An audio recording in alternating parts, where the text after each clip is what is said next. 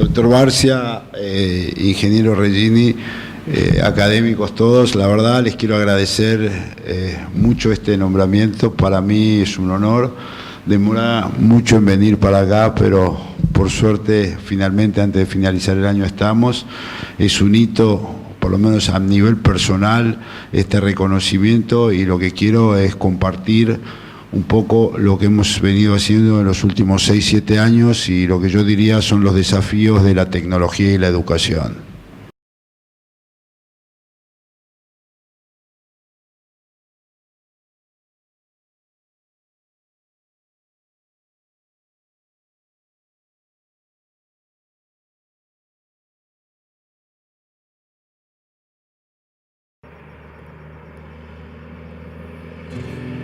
Cardal es un pueblito muy chiquito que está ubicado al sur de Florida. Todos nos conocemos, todos pasas por la calle y todos te saludan. Yo tenía, creo que 8 o 9 años.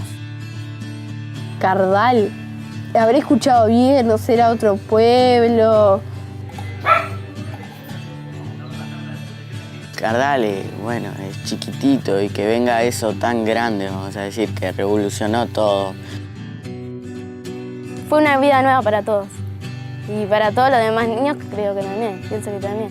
¿Cómo va a ser Cardal la escuela primera que va a tener las computadoras? Es imposible.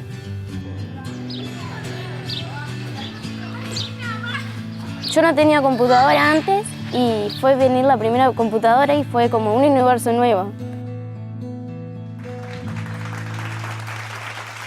Micaela, el presidente te va a entregar la computadora a vos.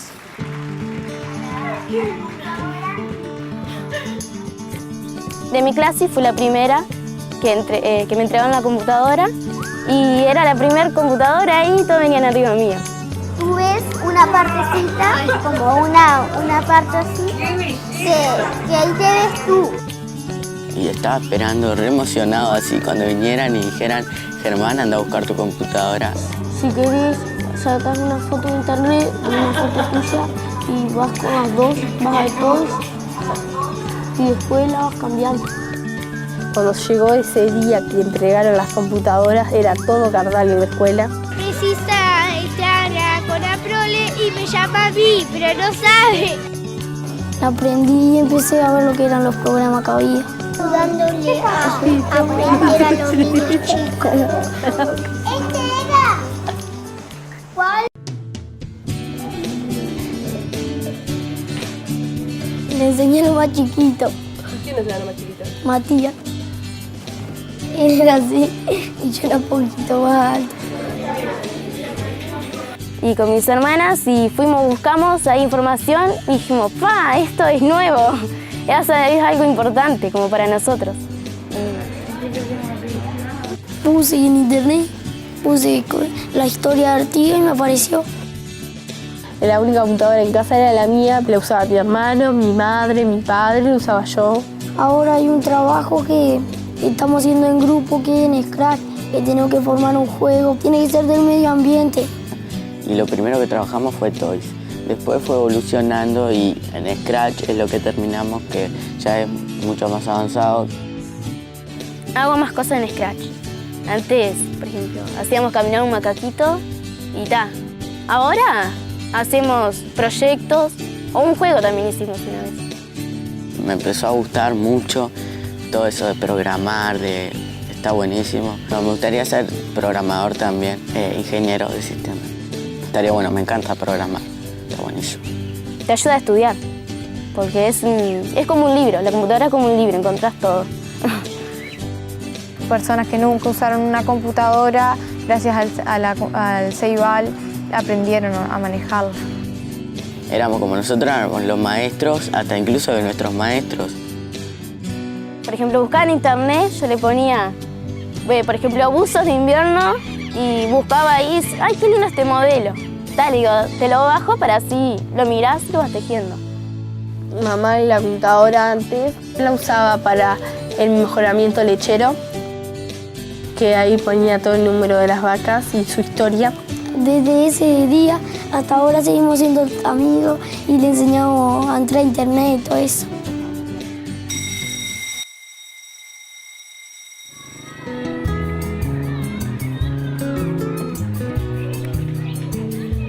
Antes, a Cardal era como la gente del exterior, no conocíamos, es decir, pueblitos chicos del interior, pero a partir de esto fue, wow, mirá Cardal, acá fue donde se entregaron por primera vez la ceibalita.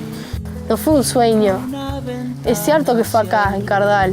Yo imagino a los niños salir de la escuela, que llegan a la casa y pongan la computadora frente a ellos y empiezan a averiguar, como nosotros hicimos, que vivan la misma experiencia que nosotros.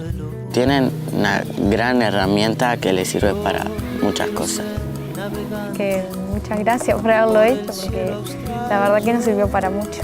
Tuvimos suerte de ser el primer pueblo que tuvo la compu. En cada cardalense hay un poco de esto, vamos a decir. Cuando sea mayor voy a ser profesor y le voy a decir a todos mis alumnos que prendan las computadoras, que busquen tal y tal información, y ahí me van a decir profesora por todos lados. Yo quiero ser navegante por el cielo austral. Yo quiero ser navegante por el cielo austral, sin salir de mi remanso a la sombra del ceibal. Nosotros, a mí me gusta. Ahora voy a por el reloj porque quisiera un rato a contarles y después escuchar preguntas. Para nosotros es muy importante entender por qué hicimos esto y cuál es el origen. Nunca Plan Ceibal fue un plan diferente a un plan de dar equidad. Nosotros creímos cuando en el año 2006 el presidente Tabaré Vázquez lo anunció y cuando en el año 2007 se empezó la primera etapa de implementación, que era ineludible generar equidad, generar inclusión y que obviamente a través de esto que íbamos a hacer de entregar una laptop a cada uno de los niños del país, íbamos a generar un impacto muy grande en el despliegue tecnológico del país y un impacto muy grande en los formatos de aprendizaje y de educación. Pero nunca fue para nosotros un programa en laptops. Entonces la primera cosa que tenemos que ver es dónde estamos parados. Tenemos en el Uruguay alrededor de 670.000 usuarios, eso cubre desde primer año de escuela hasta cuarto año de enseñanza secundaria o media, incluye jardinera, porque entre el primero de escuela y sexto y cuarto año de enseñanza secundaria, la máquina es en propiedad del estudiante, en jardinera o el kindergarten la máquina es en propiedad del centro educativo y esto incluye máquinas para maestros, para bibliotecas. Estos son nuestros 170.000 usuarios. Lo primero que tenemos que ver es cómo cumplimos la equidad. Y esto es la gráfica más clara que si hay que resumir el Plan Ceibal, se ve claramente en el año 2007, empieza la gráfica, y el 20% más pobre del país tiene el 76% de la población tiene computadora o tecnología en su hogar y en el 20% más rico tiene el 87%. O sea que básicamente la brecha no existe. Estos números en 2014 son aún más impactantes porque ya ha llegado a un nivel absolutamente mucho más alto, todavía hay como 6-7 puntos más y se ve que la diferencia entre los más humildes y los más ricos no existe. A título de ejemplo, hay hogares donde hay más computadoras que camas. Cuando vemos el acceso a Internet, todavía estamos lejos del mundo, pero en América Latina estamos primeros en tanto en volumen, en velocidad y en acceso. Claramente tenemos la mayor componente en las edades más jóvenes y a partir de 1 de marzo, cuando asume el doctor Vázquez, vamos a iniciar un programa de entregar una tablet por jubilado, de tal manera que los jubilados tengan el mismo derecho y la misma equidad a acceder a trámites y acceder a una cantidad de otros servicios. El impacto en las familias ha sido muy grande. Con la introducción del Plan Ceibal hay 100.000 familias que hoy acceden a Internet que no accedían antes que estuviera el plan. Y el otro impacto gigante que ha sido es que la cantidad de de compras de computadoras en los hogares ha sido en la mayoría en hogares de menos recursos. O sea, el ingreso de una laptop del Plan Ceibal hizo que muchas familias de bajos recursos compraran computadoras para sus hijos. Déjenme mostrar un poco cómo es la composición. Esto es los lugares donde tenemos internet en el Plan Ceibal. Clubes y plazas. Barrio de atención prioritaria son lo que antes se llamaba Cantegriles en Uruguay, le encontramos un nombre elegante, las Villa Miseria Argentina. Tenemos wifi en la mayoría de esos barrios, en todos los centros de formación docente, en los complejos habitacionales, en cualquier lugar donde hay un complejo de viviendas. Si el complejo de viviendas pide, tiene señal Ceibal para tener internet. Es una señal controlada en cuanto a pornografía y violencia, en el resto es una señal abierta. Esto es yo pongo 99% porque siempre va a haber algo que van a decir que no hay, entonces, pero la secundaria y la secundaria técnica tiene internet. Esto es las escuelas públicas, o sea que prácticamente todo el país. Esto es la fibra óptica. En todos estos lugares tenemos fibra óptica, en todos los centros urbanos en este momento tenemos fibra óptica tendida a las escuelas. Tenemos equipo de videoconferencia, 1.300 centros de videoconferencia. En los lugares donde hay fibra óptica hemos puesto equipo de videoconferencia. Probablemente seamos el único país del mundo donde toda la educación pública tiene centro de videoconferencia en los lugares urbanos. Como decía Nicolás Negroponte, no podemos combatir la física. En los lugares remotos estamos tratando de encontrar una solución al problema de videoconferencia porque está muy relacionado con otros programas que hacemos.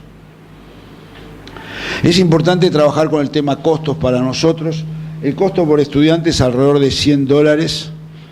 Esto es alrededor de un 5% de lo que cuesta un estudiante en primaria y secundaria del Uruguay. Es muy importante tener en cuenta que este costo no puede ser muy alto por razones obvias. Si esto cuesta mucho dinero, cada vez que llega al Parlamento la votación del presupuesto, cada uno le toca sacar mano al otro por los presupuestos. El 5% es un manejo muy razonable.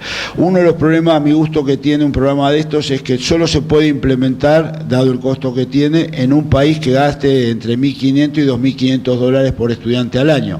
Esa es la gran dificultad que tienen los países africanos y por esa razón uno ve que hay un programa en Argentina, hay un programa en Venezuela, hay un programa en Nicaragua, hay un programa en Honduras, hay un programa en Brasil, distintos, pero de todas maneras la región es la que más se ha movido en este área.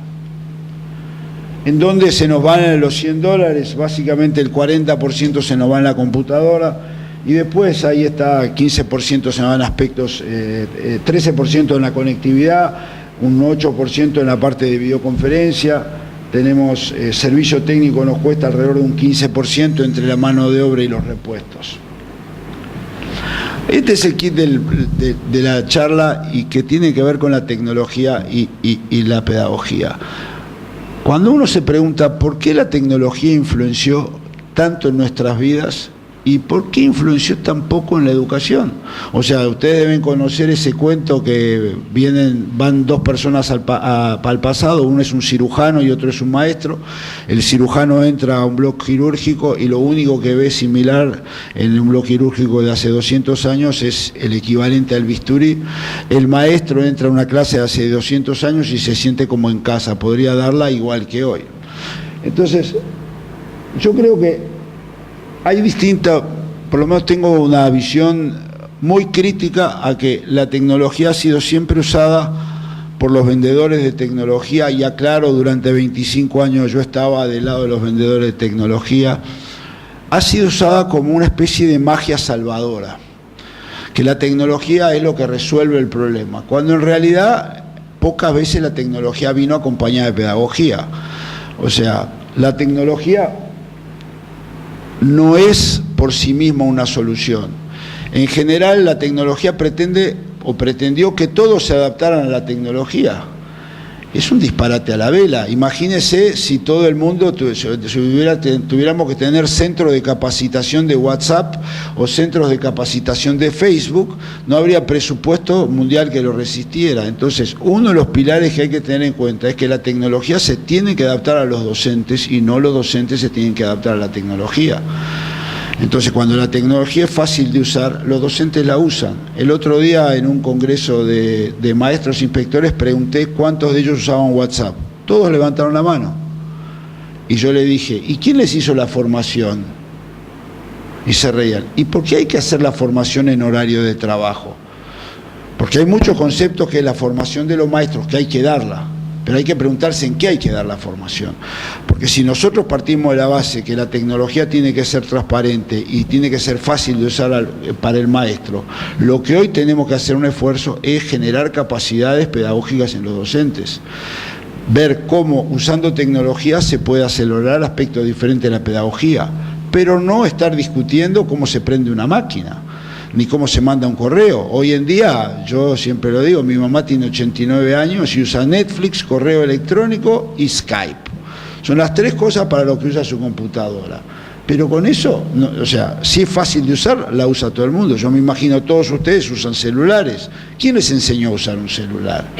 Lo aprendieron y de repente le preguntan a un hijo, le preguntan a un nieto. Por alguna razón, preguntarle a hijos y nietos el uso de tecnología es gratuito. Todo lo demás nos cuesta plata, pero eso es absolutamente gratuito. Entonces, uno de los ejes principales es que la tecnología viene divorciada de la pedagogía. Entonces, durante muchos años, la parte tecnológica era enseñar planilla electrónica y enseñar procesador de texto en el aula. Nadie me supo explicar, y yo vengo de la ingeniería, cuál era el aspecto pedagógico de aprender a manejar una planilla electrónica. Los pibes se sientan hoy y usan una planilla electrónica y andan fenómenos.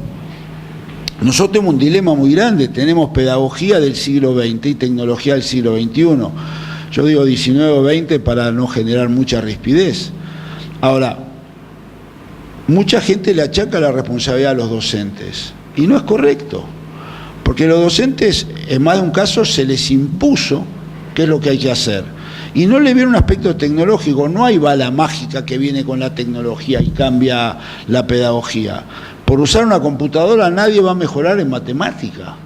Era de mi época de estudiante, yo recuerdo cuando hacíamos el chiste de poner el libro abajo de la almohada que nos iba a llegar el pensamiento matemático. Y esto es lo mismo. ¿Por qué diablos va a mejorar la matemática porque alguien trabaje con una computadora? Si fuera así, los países ricos tendrían muchísimo mejores resultados en matemática, y hay países ricos con buen resultado en matemática y países ricos con muy mal resultado en matemática. Entonces, nosotros cuando analizamos de alguna manera la tecnología, tenemos que pensar ¿qué debiera ser la tecnología? Y yo la divido en 2 áreas grandes. Una que es la tecnología donde podemos usar y en realidad lo que hace es ayudar o reemplazar actividades que no podemos tener sin tecnología. Y a esto me refiero, ahora voy a explicar las plataformas, pero un libro digital común no es otra cosa que la tecnología puesta al alcance de poder leer. No cambia nada la pedagogía, si el libro es bueno o malo, si es aburrido o no, hasta que no cambie el formato de libros, el libro es lo más común y corriente. Y la tecnología, por otro lado, tiene que ser vista como un acelerador de pedagogías. Entonces, cuando enfrentamos el uso de tecnología en el aula y la infraestructura, hay que tener bien claro para qué lo estamos haciendo. En el caso nuestro de Uruguay, que ya tenemos, como les mostré, toda la infraestructura montada, toda la discusión hoy es sobre pedagogía y tecnología. Porque no tiene sentido, ya todos tienen laptops, ya todos tienen tablets, o sea, nosotros le damos tablets a primero y segundo de escuela, una laptop diferente a los niños de tercero y una laptop cuando entran al liceo. Estamos ya en un ciclo normal, que la máquina vive 4 años y después se tira, entonces tenemos ese periodo ya bien cubierto, o sea, la infraestructura está. Ahora, tenemos que ver qué hacemos en cada uno de los casos. Por ejemplo, en el Uruguay, los problemas que tenemos insolubles, uno de ellos es la plataforma de manejo del aula. Eso es simplemente el maestro le pone los deberes, corrige, pone materiales, los estudiantes acceden a la plataforma, la tienen. Tiene 0 pedagogía nueva. Si ustedes ven el uso, a ver si está, el más clarito, esto es a septiembre, el más clarito es el año 2014 y el otro 2013. Ustedes ven, digamos, claramente hay un movimiento de crecimiento de un año frente al otro de los accesos, mientras ahora estamos cambiando la plataforma a una mucho más fácil, que tiene este nivel de visitas mensuales, porque tiene que ser fácil para el docente, para los niños todo es fácil. Ahora, una plataforma de dejar los deberes y mover no tiene un concepto pedagógico atrás. La lectura es lo mismo, nosotros tenemos una cantidad de libros, materiales, Khan Academy, videojuegos, eso es material que está disponible, eso es simplemente hacer la igualdad, que los niños tengan derecho a tener los libros en forma gratuita, los de Ceibal, ¿no? La educación pública, o los textos, o los libros de lectura, es una cosa maravillosa, y se ve en la cantidad de miles y miles de libros que se bajan, y es una cantidad de gente que no tendría de ninguna manera acceso a esto. Tenemos una plataforma de evaluación en línea que es formativa, quiere decir, no es punitiva, simplemente evalúa en matemáticas, ciencias y comprensión lectora, cubre de tercero de escuela a tercero de secundaria, era voluntaria hasta este año se hizo mandatoria en primaria, y es muy interesante porque además el docente puede corregir, una vez que termina, sabe exactamente cómo se comportan sus estudiantes frente al resto, y a su vez, frente a cada pregunta no contestada bien del estudiante, cuáles son las causas de lo que no aprendió. Ahora, esto, además de ahorrar una cantidad de árboles muy grandes, era imposible hacerlo 2 veces al año, hasta que le llegue el resultado total a alguien, sus alumnos dejaron de ser alumnos de él, son de otro docente. Entonces, acá donde la tecnología, sin lugar a duda, permite una serie de herramientas impensables, pero no cambia la pedagogía. Lo que estamos haciendo es lo que ustedes vieron en enseñanza de inglés. Uruguay tiene un problema muy grande, queremos ser un país bilingüe, pero no tenemos suficientes maestros de inglés. Entonces inventamos un método por el cual, a través de una videoconferencia de alta calidad y fibra óptica para que el video salga perfecto, tenemos un equipo muy grande de docentes en Buenos Aires, un equipo en Colombia, un equipo en Filipinas y otro en Uruguay. Y miren los números, en el 2012 teníamos 50 grupos, en el 2013 1000 grupos, en el 2014 2000 grupos son 50.000 niños, o sea, fuimos de 1000 niños, 25.000 niños, 50.000 niños, 100.000. El año que viene vamos a tener 100.000 chiquilines aprendiendo inglés y vamos a ver universalizado inglés en todo el país en cuarto, quinto y sexto. Esto, sin tener tecnología que hiciera la videoconferencia, no es posible. Y sin tener computadoras para hacer los deberes, es imposible. Sean conscientes que el maestro del aula no sabe inglés, está aprendiendo inglés con sus estudiantes. Entonces, esto es lo que yo defino de alguna manera como que la tecnología tradicional. Acá está lo que ya les mostraba.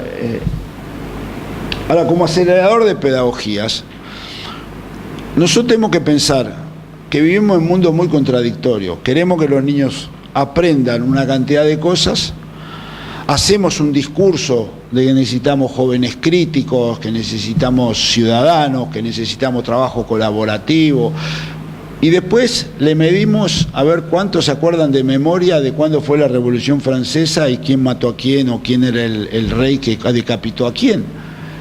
Tenemos un mundo donde seguimos trabajando en asignaturas cuando los problemas son globales. Entonces, en ese aspecto, estamos en este momento metidos en un proyecto de 10 países del mundo, con 100 centros educativos por país, para ver cómo la tecnología puede acelerar las pedagogías. Los países son Finlandia, Estados Unidos, Canadá, Inglaterra, Australia, Holanda, Uruguay, Noruega y algún otro país más. ¿Cuál es la idea? Que se trabaje en forma colaborativa, que se trabaje a nivel transversal, que se intercambie experiencias y que tengamos una nueva forma de enseñar y una nueva forma de evaluar, porque no tiene sentido enseñar de una nueva manera y evaluar de otra. ¿Qué estamos haciendo desde Ceibal nosotros? Tenemos una plataforma adaptativa de matemática. Es una plataforma que tiene, hablando en mal español, 100 ejercicios, 100.000 actividades.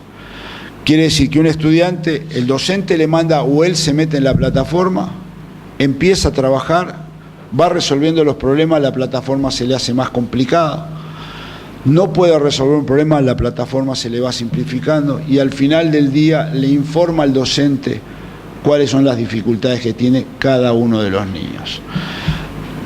Esto, si ustedes miran el uso, ven que tenemos un pico en el año, primero veamos la gráfica del 2013, ven que tenemos un pico muy grande de 1 millón y pico de de ejercicios en el mes de septiembre. Hicimos una competencia que la escuela o liceo que ganaba iba a ver el partido Uruguay-Argentina del Mundial. No durmieron el fin de semana haciendo matemática. Una cosa increíble. Claro, nosotros lo podemos hacer porque institucionalmente somos una organización al apoyo a la educación. Pedirle a primaria o a secundaria que sea una competencia así era violar todos los códigos probables y este año, en el 2014, en mayo, que fue el pico, era el que ganaba iba al Mundial a ver a Uruguay. Se sorteaba entre los grupos ganadores y también tuvimos actividades de todos los niveles los fines de semana. Este año, el año pasado tuvimos alrededor de 4 millones de ejercicios, este año estamos arriba de 10 millones de ejercicios. Estamos llegando a 100.000 usuarios, de los cuales tenemos 25.000 muy activos. Es poco. Para 2 años muchos dicen que es mucho, como yo empujo mucho digo que es poco. Porque ¿qué queremos? Que más gente haga matemática. Ahora estamos con un juego de matemática que es súper interesante, estamos llevándolo al español, que es jugar a matemática como los juegos que se pasan los chiquilines todo el día, pero para conseguir armas o cargar la fuerza del actor del juego, digamos, se necesita resolver ejercicio de matemática. Entonces nosotros queremos llevar a que la matemática sea una cosa sencilla y que no haya miedo. La gran virtud que tiene tener este tipo de plataformas es que el error no se castiga. Y los niños que tienen dificultades les lleva más, pero lo hacen también. ¿Por qué? Porque no tienen a nadie en la espalda diciéndole te equivocaste, que es la gran virtud que tienen los juegos de los niños. Los juegos son muy buenos porque hasta que aprenden nadie le dice te equivocaste, se acabó. Después, esta es otra de las cosas que nosotros estamos haciendo que es absolutamente distinto desde el punto de vista pedagógico. Nosotros creemos que los laboratorios de informática viejos hay que matarlos, no tiene sentido cuando todo el mundo tiene una computadora, entonces tenemos lo que definimos los laboratorios de tecnología digital. Ahí convive programación, robótica, sensores e impresoras 3D. Las impresoras 3D es lo único que no hemos entregado masivamente, que pedimos un proyecto de aula o de centro para nosotros. Sí hemos entregado masivamente kits de robótica y hemos entregado masivamente sensores de física y química. Y ahí se trabaja en forma transversal todas las materias. Para nosotros ese es el futuro desde el punto de vista educativo. Y los ejemplos son geniales. En un liceo que yo siempre cuento, de la anécdota, ellos propusieron que querían hacer la maqueta del barrio y de los edificios emblemáticos en el Cerro de Montevideo. Hacer eso implica hacer historia, hacer geografía, matemática, física, porque hay que construir e imprimir en 3D, y dibujo. Entonces mezclamos una cantidad de materias en una, de tal modo que el trabajo es en equipo, se trabaja en forma colaborativa, se trabaja y se aprende entre estudiantes y docentes. También estamos haciendo cursos de programación. El año pasado hicimos un curso de programación de videojuegos. Este año hicimos ya 2 cursos de programación de videojuegos. Y el proyecto del doctor, digamos, del gobierno que ganó y que empieza el 1 de marzo es enseñar programación a todos los estudiantes a distintos niveles de su ciclo educativo. En robótica, para que vean, tenemos 4.600 kits de robótica entregados. Es un despliegue, digamos, acá es todo muy lindo porque son slides, pero no les quiero contar el dolor de cabeza que es atender 670.000 usuarios, 3.000 escuelas, liceos, UTUS. Ahora, miren qué interesante esto, porque hay un tema de la apropiación. La apropiación es alta en alrededor de la mitad, intermedia un 40%, y baja un 15-20%, pero lo que es baja no la usan. Ellos dicen, no está en el programa, no vamos a usar robótica. Y bueno, hay que o sea, yo siempre soy, este proyecto me emociona y le hemos dedicado muchísimas horas, pero hay que entender que hay gente que está en contra y va a seguir estando en contra. La única manera para que esté a favor es que la mayoría de la gente se vaya mudando. Entonces, cuando uno ve que el 40 o 45% de la gente está haciendo cosas interesantes en robótica, está programando, está construyendo, en algunos casos está imprimiendo las partes que le faltan de los kits de robótica en la impresora 3D, ahí es donde uno dice, bueno, es una forma diferente de enseñar. En resumen, nuestro objetivo era equidad, lo cumplimos. Lo que siempre decimos es que lo que en el 2006 era un privilegio, hoy es un derecho. Eso ya de sí transformó que el Plan Ceibal es una política de Estado. En este año tuvimos elecciones, los 3 partidos políticos, todos dijeron, nosotros vamos a continuar con el Plan Ceibal. Y después hay 2 aspectos muy importantes. No tiene sentido la educación si no personalizamos la educación. Personalizar no es individualizar. Personalizar es que cada estudiante pueda aprender de acuerdo a sus ritmos. Todo eso ya está demostrado a nivel cognitivo, a nivel psicológico, que el potencial de cada uno de los niños es diferente. Nosotros lo mandamos a todos a la misma hora y al mismo grupo, etcétera, pero la tecnología nos permite esa personalización. El ejemplo que yo le daba a matemáticas es un ejemplo claro donde podemos diferenciar, pero al mismo tiempo hacer a todos los niños trabajar. Estamos hace 2 años buscando y no hemos encontrado una plataforma similar de lectocomprensión que la que tenemos en matemática, de tal manera que un mismo texto tenga 5 niveles diferentes de comprensión y que cada uno de los niños pueda leer el que lo entiende, de tal manera que la maestra o el docente pueda hablar con ellos y que todo el grupo participe y no se aburra, porque uno de los problemas más grandes que tiene la educación, particularmente la educación secundaria en el mundo, es el aburrimiento. Entonces, personalizar la educación es la única solución que hay a nuestra situación actual, porque nuestra situación actual es una educación industrial. Y ya no vivimos más en un mundo industrial, vivimos en un mundo de alta tecnología y con una cantidad de servicios.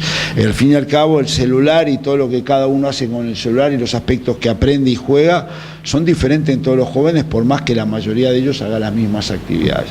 Entonces, para nosotros es uno de los objetivos y sobre el cual vamos a seguir trabajando fuertemente es este de la personalización.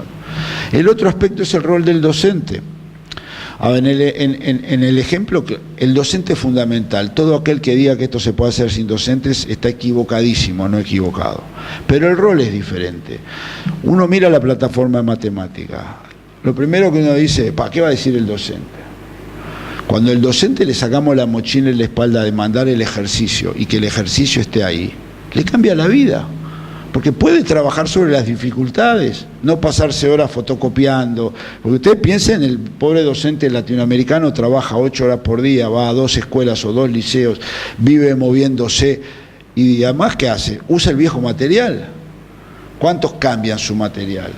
Nosotros creemos que las plataformas le tienen que alivianar la vida. En matemática es muy claro, el docente cambia su rol. El docente cambia su rol porque ya no es más un rol Wikipedia. La mayoría, el docente está en clase y los chiquines están verificando si lo que dice es cierto. Entonces no tiene ningún sentido que el docente sea el que más sabe. El docente tiene que preguntar en forma diferente las cosas. Nosotros tuvimos una experiencia muy linda hace como 3 años atrás, no sé si conocen a Sugata Mitra. Sugata Mitra es un indio que hizo una experiencia sobre el agujero, puso una computadora en un barrio que nadie sabía nada, nunca habían visto una computadora y a los 10 días los niños ya estaban organizados, manejaban la computadora, aprendían, manejaban la internet. Y él llegó un día a Uruguay a hacer unas pruebas y agarró unos chiquilines de 5º año de escuela y les preguntó, ¿cómo empezó el mundo y cómo va a terminar? Y la dinámica fue usar las computadoras, trabajar en equipo, encontrar esas respuestas. Claro, no eran respuestas sencillas. Bueno, el rol del docente cambió. Entonces, el docente a principio rechaza porque se siente que se le impone. Cuando se lo hace participar, el docente se va enganchando. Hoy yo diría que en Uruguay tenemos dificultades, como en todo lado, pero tenemos un gran entusiasmo también de los docentes porque ven una perspectiva de llegar de maneras diferentes. Y por último, el gran desafío que nosotros tenemos y que estamos cumpliendo, pero recién empezando, es cómo usamos la tecnología para mejorar la pedagogía. Ya, digamos, hemos cubierto lo tradicional, pero nosotros tenemos que usar eso de tal manera de que las diferencias entre los estudiantes, la diferencia en la sociedad, no existan a nivel del niño. Porque el único futuro que tienen nuestros países, yo siempre digo, nosotros hoy en Uruguay somos un país de $17.000 per cápita, calculo Argentina debe andar más o menos ahí. ¿En qué año vamos a ser de 35.000? ¿Y cómo vamos a llegar a eso? Porque para llegar a eso necesitamos una nueva forma de educación. Muchas gracias.